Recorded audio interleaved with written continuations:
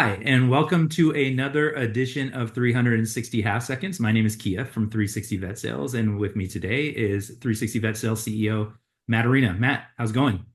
Doing well. How are you? I'm doing all right, thanks. So before we get into today's topic, I just want to tell everybody out there that's watching, if you've been considering selling your practice, if it's something that's been on your mind for a while, there hasn't been a better time to explore your options than now, at least not in the last 3 years. So if it's something you're thinking about, please send me an email or please send Matt an email, Matthew at 360vetsales.com or Kia, Kia at 360vetsales.com. And let us answer some of your questions. Let us take a look at what you have. There are no strings attached. We're happy to help and at least give you enough information so that you can make an informed decision. So on that note, let's get into today's topic. And before we do that, let me just remind everybody how this works. I'm going to give Matt a question or a couple of questions. He's going to have 360 half seconds to answer those questions. So, Matt, are you ready? I'm ready. Okay. Well, on the note of markets, today's question is a two-parter. First part is, how often does the market change? And what influences changes to the market? You ready? Yep. Okay. Time starts now. All right. So, first question. The market changing isn't really on a schedule or a timeline, so to speak. So I would be lying to you if I pretended that I knew when the market's going to change. Because nobody really knows. We've seen the market go up really high. We've seen the market come down. As far as knowing, oh, January 1st, the market's going to plummet, we just don't know. Nobody knows. So the other part of your question, and correct me if I'm wrong, it was on the like what influences the Yeah. market. What are the things that influence the market changing?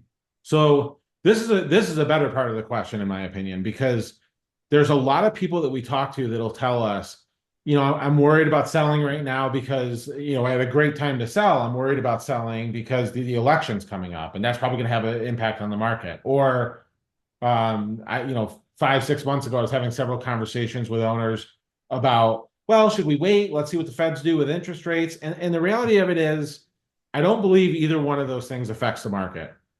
Interest rates, let's dive into that. The one reason why rates may or may not have an impact is, what if you have a corporate buyer or a private equity fund that raised their capital a couple of years ago and interest rates were really low, and they're still using that fund? They don't care, so to speak, what the interest rates are today because they're using a fund that they borrowed the money at 2% interest rate. Mhm. Now, on the flip side of that, yes, you could have a corporate platform that's buying that maybe ran out of money last year, just recapped or brought in more money at 6 to 9%. And yeah, it might have a little bit of an impact on how much they're willing to pay because of the cost of capital. But for you, the seller, to try to use that as your leverage for timing, I think wouldn't be a smart move because you just don't know where everybody's at. Well, because what you're saying there, if I'm understanding you correctly, is these are things that are kind of like one-off depending on the group. This is not something, the interest rate by itself going up or down isn't necessarily affecting the market as a whole. Exactly. Exactly. Okay. And with The other, buyers out there, it's kind of a fool's errand to try to time the market to figure out, which buyers are going to be impacted by an interest rate going up or down. exactly. You wouldn't know. Yep. Yep. The other factors that I think are important to kind of discuss, and we're probably getting close on time. The other factors, though, that I think are important to discuss are the recaps happening. So you've got some news murmuring about buyers doing recaps or merging together, different things of that nature. This is where more or less I would say your buyers are impacted on what they're willing to pay based on recap action. So Because can you the whole explain, and we are a little bit over, but can you just explain what a recap is and how that Absolutely. works? Yeah. Absolutely. So a recap is one of two things. It's either when the corporate buyer goes through a transaction of being bought by a bigger private equity group or merging with another buyer and doing a merger. The third one is really when they do an actual quote unquote recap, which is they take their existing fund that drove their current growth and they do a new raise and they raise new capital. So it's almost like all of the investors that invested initially are replacing that investment with new investors and they're Right. selling it at a higher stock price, if you will. Now, what buyers are willing to pay today is mostly impacted by what they believe they can get in a multiple when they do a recap.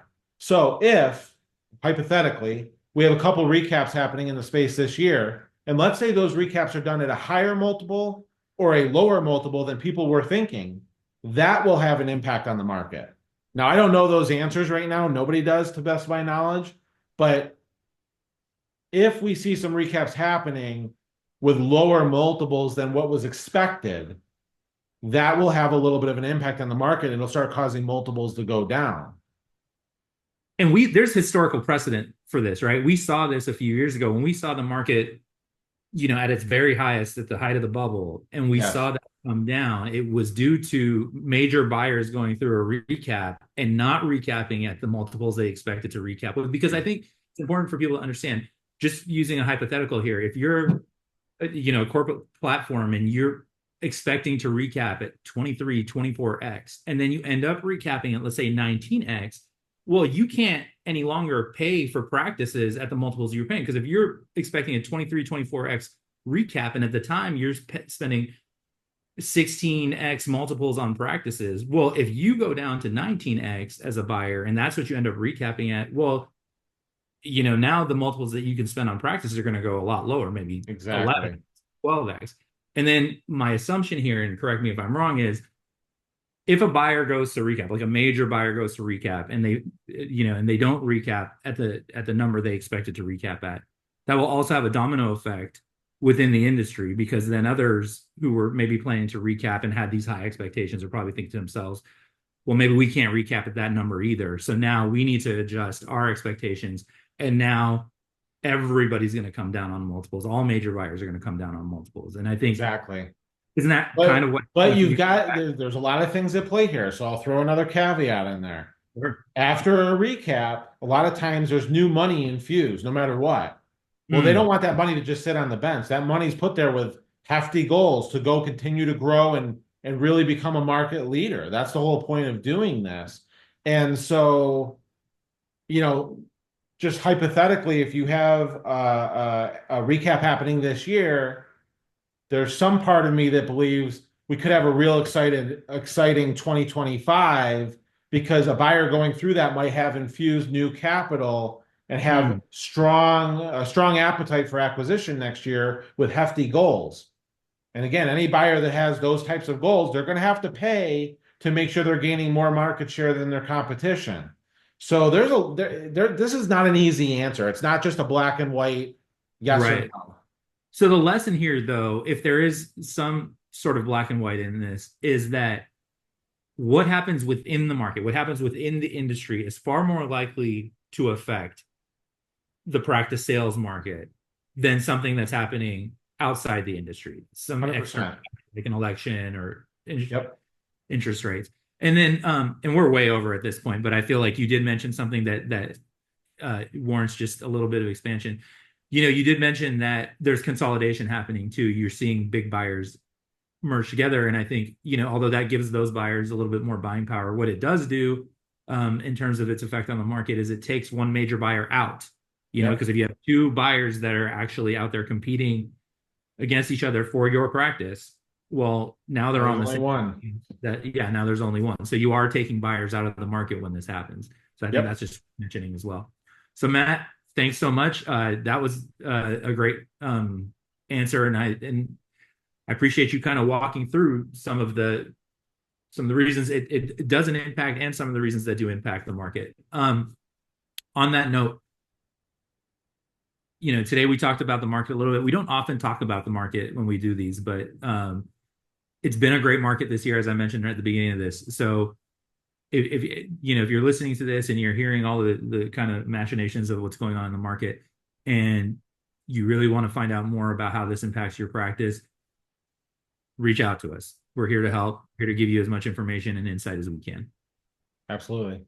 Okay. Well, Matt, thanks so much for doing it this week, and hope to do another one of these very soon. Yeah, we'll get back on track. Thanks, Kia. All right. Appreciate it. Thanks, everyone. All right, bye, everyone.